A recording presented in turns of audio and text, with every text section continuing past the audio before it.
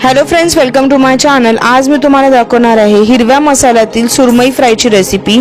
तर ही रेसिपी एकदम सोपी आहे पण खाण्यासाठी एकदम चविष्ट आहे। रेसिपी कुठेही स्किप न करता पूर्ण रेसिपी लास्टपर्यंत नक्की बघा।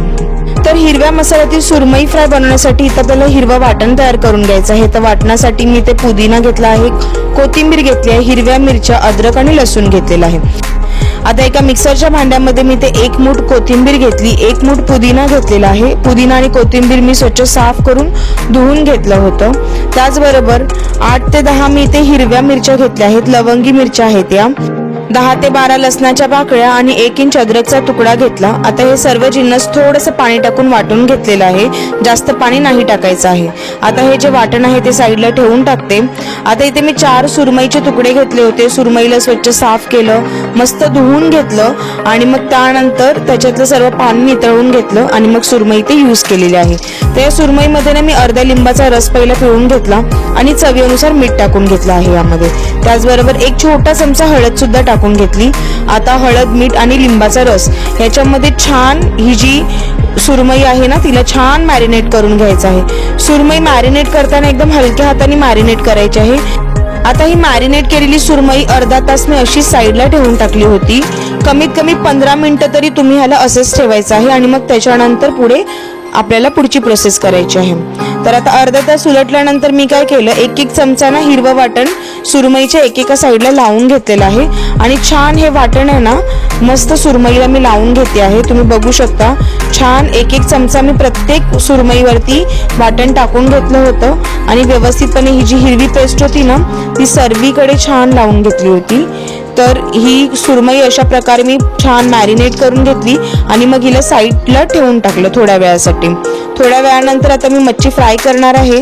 तर इथे मी पाव वाटी तांदळाचं पीठ, पाव वाटी रवा, अर्धा चमचा लाल तिखट मसाला आणि पाव चमचा मीठ टाकून घेतलं।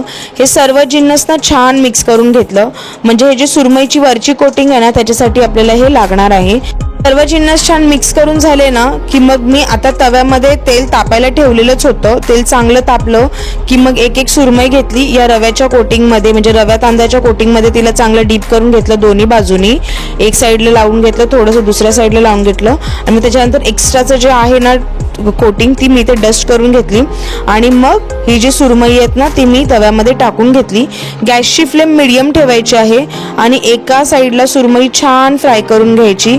तर एका बाजूने सुरमई 5 मिनिटं फ्राय करून घ्यायची। 5 मिनिटं एका बाजूने फ्राय झाली की मग दुसरी बाजू पण सुरमईची 5 मिनिटं फ्राय करून घ्यायची आहे। सुरमई सुरुवातीला खूप मऊ असते, म्हणजे जेव्हा ती कच्ची मच्छी असते तेव्हा ती खूप मऊ असते, पण जशी जशी आपण तिला फ्राय करतो ना मग ती हार्ड होत जाते। आता जी लोक सुरमई बनवतात त्यांना तर हे माहितीच असणार आहे। तर 5 मिनिटं मी एका साईडला सुरमई छान फ्राय करून घेतली आणि मग 5 मिनिटं झाले की त्याची जी साईड आहे ती चेंज करून घेतली आणि दुसऱ्या बाजूने सुद्धा 5 मिनिटं सुरमई मी फ्राय करून घेणार आहे। ची फ्लेम मीडियमच ठेवायची आहे, म्हणजे सुरमई एकसारखी आतमध्ये फ्राय होते आणि चांगली शिजते सुद्धा। जर का फास्ट फ्लेमवरती जर आपण मच्छी फ्राय केली ना तर ती वरूनच अशी शिजल्यासारखी वाटते पण आतमधून ती कच्ची असते। तर अशा प्रकारे ना मग पूर्ण माझी जी सुरमई आहे ती ते फ्राय करून घेतलेली आहे आणि मग ही सुरमई फ्राय झाल्यानंतर तिला मी एका प्लेटमध्ये सर्व केली आहे। तर मी तुम्हाला सांगेन, आपण जो लाल मसाल्यामध्ये सुरमई फ्राय करतो ना त्याच्यापेक्षा ही हिरव्या मसाल्यातली सुरमई फ्राय खूप छान झाली होती। तुम्ही घरात ही नक्की ट्राय करून बघा। इथे मी पुदिन्याची चटणी सुद्धा बनवलेली आणि गरमागरम मस्त सुरमई इथे मी सर्व केलेली आहे।